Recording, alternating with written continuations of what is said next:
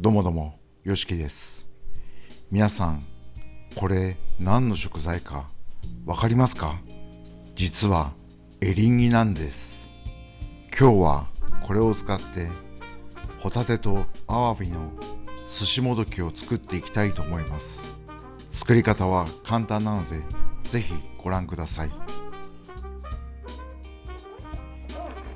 動画の最後に食べてみた感想を言いたいと思いますので、まずは作り方をご覧ください。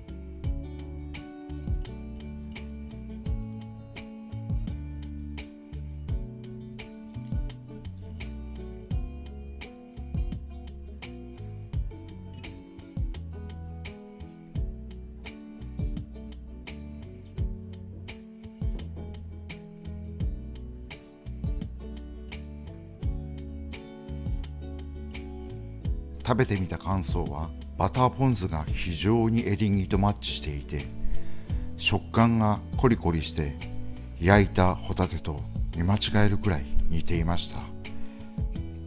見た目はホタテそのものって感じですよね。